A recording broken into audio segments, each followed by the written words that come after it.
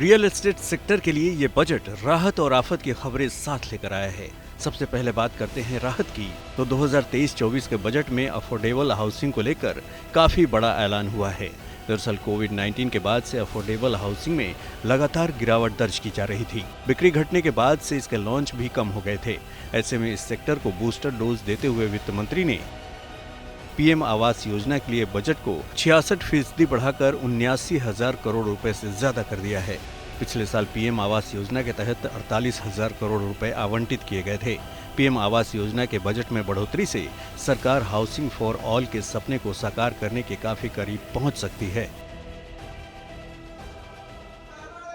PM Awas Yojana, the outlay for PM Awas Yojana is being enhanced by 66% to over 79,000 crores.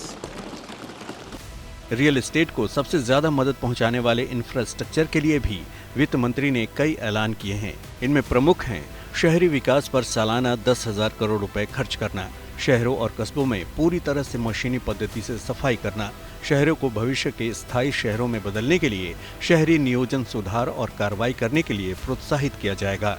अपनी साख में सुधार के लिए म्युनिसिपल बॉन्ड, प्रशासनिक सुधारों के लिए संपत्ति कर और रिंग फेंसिंग उपयोगकर्ता शुल्क के माध्यम से शहरों को प्रोत्साहित किया जाएगा।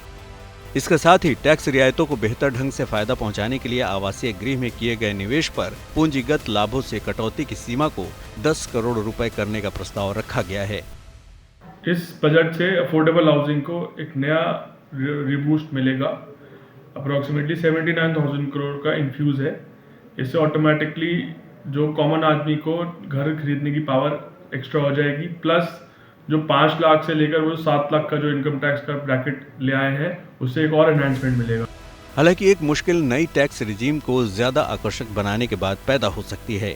इसमें होम लोन समेत किसी भी तरह की छूट न होने से घर खरीदारों को लुभाने का ये दांव बेअसर साबित हो सकता है। ऐसे में केवल टैक्स बचाने के लिए घर खरीदने वालों की संख्या में गिरावट आ सकती है। Reduction of highest surcharge from 37% to 25% on new income tax regime and limit on tax exemption for leave encashment जो बड़ी है 3 लाख से 25 लाख, ये मिडिल क्लास को और सैलरीड क्लास को बहुत हेल्प करेगा और नए घरों की बिक्री में काफी तेजी आएगी, स्पेशली जो पहली बार अपना घर लेने वाले हैं।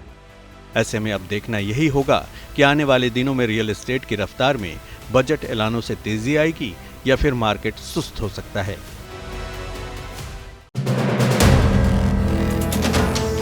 वीडियो पसंद आया तो हमें लाइक, कमेंट, शेयर और सब्सक्राइब जरूर करें।